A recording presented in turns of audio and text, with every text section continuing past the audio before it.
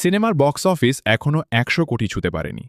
অথচ একজন তারকা পারিশ্রমিক হিসেবে ৩০০ কোটি টাকা চাইছেন। এটা কি সত্যিই সম্ভব? দক্ষিণী সিনেমায় যেখানে ৩০০ কোটি টাকার পারিশ্রমিক নিয়ে তারকাদের খবর শোনা যায়, সেখানে বাংলাদেশের সিনেমা ইন্ডাস্ট্রিতে এই অঙ্কটা শুনলেই প্রশ্ন ওঠে, আমাদের বাজার কি সত্যিই এত বড় হয়েছে? সম্প্রতি শাকিব খানকে ঘিরে এমনই একটি মন্তব্য সোশ্যাল মিডিয়ায় আলোচনার জন্ম দিয়েছে। কিন্তু আসল প্রশ্ন, ৩০০ কোটি টাকা পারিশ্রমিক নাকি ৩০০ কোটি টাকার একটি স্বপ্ন? বাংলাদেশের সিনেমা ইন্ডাস্ট্রি গত কয়েক বছরে ধীরে ধীরে ঘুরে দাঁড়ানোর চেষ্টা করছে। নতুন সিনেমা, বড় বাজেট, আন্তর্জাতিকভাবে মুক্তি সবকিছু নিয়েই এখন আগের চেয়ে অনেক বেশি আলোচনা হচ্ছে। আর এই পরিবর্তনের কেন্দ্রে বারবার উঠে আসে একটি নাম, শাকিব খান। তার সিনেমা নিয়ে দর্শকের আগ্রহ যেমন আছে, তেমনি তাকে ঘিরে প্রত্যাশাও অনেক বেশি। কিন্তু বাংলাদেশের সিনেমার বর্তমান বাজারের সঙ্গে যদি ৩০০ কোটি টাকার পারিশ্রমিকের অঙ্কটা তুলনা করা হয়, তাহলে বিষয়টা সত্যিই অবাক করার মতো। ৩০০ কোটি টাকার প্রশ্ন ভাবুন তো। একটি সিনেমা বানাতে যেখানে কোটি কোটি টাকা বিনিয়োগ করতে হয়, সেখানে শুধুমাত্র একজন অভিনেতার পারিশ্রমিক যদি ৩০০ কোটি টাকা হয়, তাহলে সেই সিনেমার বাজেট কোথায় গিয়ে দাঁড়াবে? আর সেই টাকা ফেরত পেতে হলে সিনেমাটিকে কত বড় ব্যবসা করতে হবে? এখানেই আসছে সবচেয়ে গুরুত্বপূর্ণ প্রশ্ন, বাংলাদেশের বর্তমান সিনেমার বাজার কি এই ধরনের পারিশ্রমিক বহন করার মতো অবস্থায় পৌঁছেছে? শুধু বাংলাদেশি দর্শকের ওপর নির্ভর করে এমন বিশাল অঙ্কের টাকা উদ্ধার করা অত্যন্ত কঠিন। তাই যদি ভবিষ্যতে কোনো বাংলাদেশি সিনেমায় এমন বিশাল বাজেট দেখা যায়, তাহলে শুধু দেশের বাজার নয়, আন্তর্জাতিক দর্শক, প্রবাসী বাংলাদেশি এবং বিভিন্ন দেশের থিয়েটার মার্কেটকেও টার্গেট করতে হবে। দক্ষিণী ইন্ডাস্ট্রির সঙ্গে তুলনা এখন অনেকেই বলবেন, দক্ষিণের তারকারা তো শত শত কোটি টাকা পারিশ্রমিক নিচ্ছেন, তাহলে বাংলাদেশে কেন নয়? তফাৎটা আসলে বাজারে। দক্ষিণী সিনেমার ক্ষেত্রে ভারত জুড়ে বিশাল থিয়েটার মার্কেট রয়েছে, পাশাপাশি হিন্দি ডাবিং, আন্তর্জাতিক বাজার, ওটিটি, স্যাটেলাইট রাইটস এবং অন্যান্য ডিজিটাল রাইটস থেকেও বিপুল আয় আসে।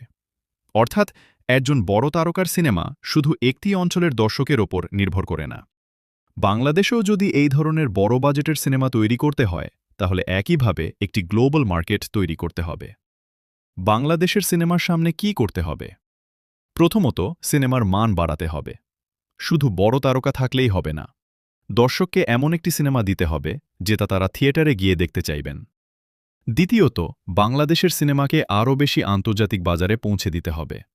ভারত, মধ্যপ্রাচ্য, ইউরোপ, আমেরিকা, যেখানেই বাংলাদেশি দর্শক রয়েছেন সেখানেই সিনেমা রিলিজের ব্যবস্থা করতে হবে। আর তৃতীয়ত, বক্স অফিস ব্যবস্থাকে আরও স্বচ্ছ ও আধুনিক করতে হবে। দর্শক যদি জানতে পারেন একটি সিনেমা আসলে কত টাকা ব্যবসা করছে, তাহলে ইন্ডাস্ট্রির প্রতি বিশ্বাসও বাড়বে। আর শাকিব খানের ক্ষেত্রে একটা বিষয় অস্বীকার করার উপায় নেই, বাংলাদেশের সিনেমায় তার বিশাল দর্শকভিত্তি রয়েছে। তার নাম একটি সিনেমার মার্কেটিংয়ে বড় ভূমিকা রাখতে পারে। কিন্তু একজন তারকার জনপ্রিয়তা আর একটি সিনেমা থেকে ৩০০ কোটি টাকা আয় করার ক্ষমতা দুটো এক জিনিস নয়। তাই ৩০০ কোটি টাকার মতো অঙ্ক নিয়ে আলোচনা হলে সেটাকে শুধু পারিশ্রমিকের হিসাব হিসেবে না দেখে বাংলাদেশের সিনেমার ভবিষ্যৎ সম্ভাবনার দিক থেকেও দেখা দরকার। হয়তো আজ বাংলাদেশের সিনেমার বাজারে ৩০০ কোটি টাকা পারিশ্রমিক অবাস্তব মনে হতে পারে, কিন্তু সিনেমা ইন্ডাস্ট্রি যদি আরও বড় হয়, আন্তর্জাতিক বাজার তৈরি হয়, থিয়েটারের সংখ্যা বাড়ে এবং দর্শকের আস্থা ফিরে আসে, তাহলে ভবিষ্যতে এই ধরনের অঙ্ক অসম্ভব নাও হতে পারে। শেষ পর্যন্ত প্রশ্নটা শুধু শাকিব খান ৩০০ কোটি টাকা পাবেন কিনা এটা নয়। আসল প্রশ্ন হল, বাংলাদেশের সিনেমা কি একদিন সত্যিই ৩০০ কোটির বাজার তৈরি করতে পারবে? আপনার কি মনে হয়, শাকিব খানের মতো একজন সুপারস্টারের পারিশ্রমিক কি বাংলাদেশের বাজার অনুযায়ী নির্ধারিত হওয়া উচিত, নাকি আন্তর্জাতিক বাজারের সম্ভাবনা হিসেব করে? কমেন্টে আপনার মতামত জানিয়ে দিন। আর এমন আরও বাংলা সিনেমার খবর পেতে চ্যানেলটি সাবস্ক্রাইব করতে ভুলবেন না। ধন্যবাদ।